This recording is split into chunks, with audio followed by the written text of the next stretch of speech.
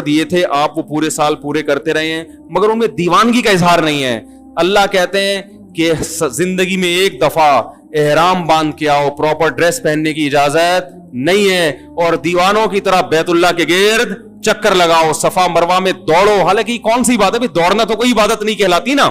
اللہ نے کہا دوڑو, بیت اللہ کے غلاف سے لپٹ کے, بیت اللہ کے دروازے سے اپنے رخسار کو رگڑ کے میرے سامنے رو, جیسے محبوب کسی سے لپٹ کے محبت کا اظہار کر رہا ہوتا ہے. میدان عرفات میں مٹی میں اپنی ناک کو رگڑو. تو یہ جو اللہ نے عبادت کا ایک خاص طریقہ رکھا ہے, یہ طریقہ صرف ان کو سمجھ میں آئے گا جو دیوانوں کی طرح اپنے رب سے محبت کرتے ہیں. جن کی طبیعت میں دیوانوں والی محبت نہیں ہے, وہ اس طریقے کو, اس طریقہ عبادت, یہ والا طریقہ ان کی سمجھ میں نہیں آئے گا.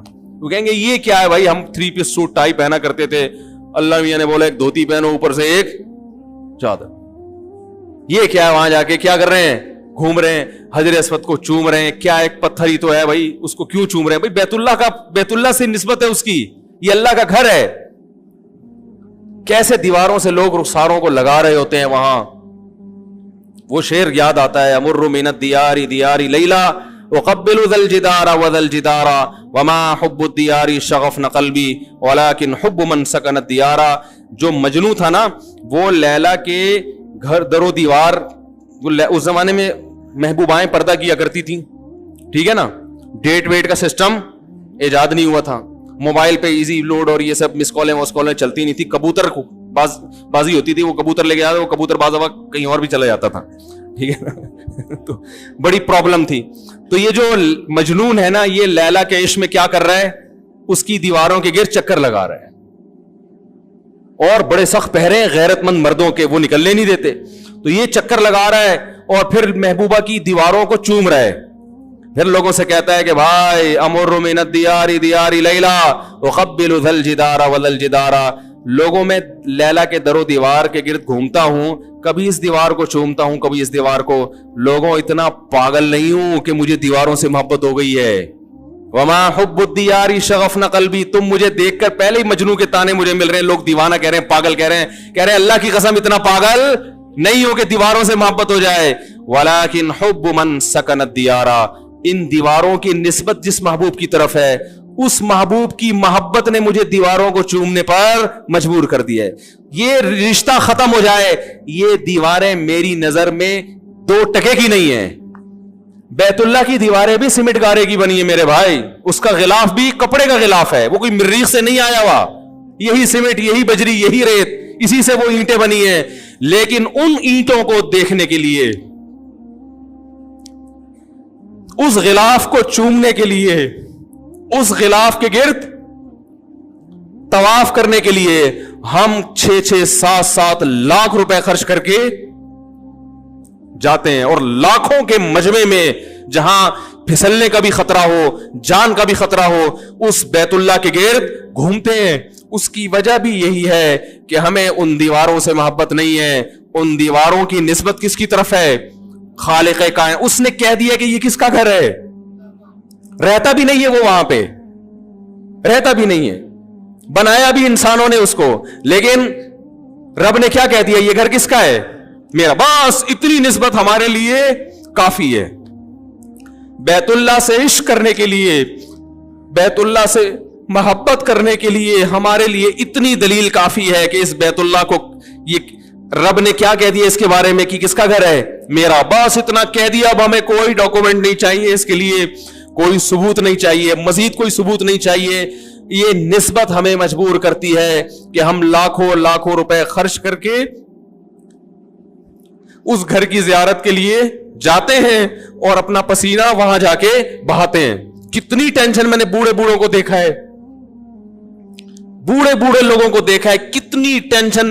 یہ تو آج بیت اللہ کی زیارت آسان ہو گئی, جب بیت اللہ کی زیارت آسان نہیں تھی, لوگ جب بیت اللہ پہ پہلی نظر پڑتی تھی بے ہوش ہو جایا کرتے تھے, اٹیک ہوئے لوگوں کو, موت ہوئی ہے لوگوں کی.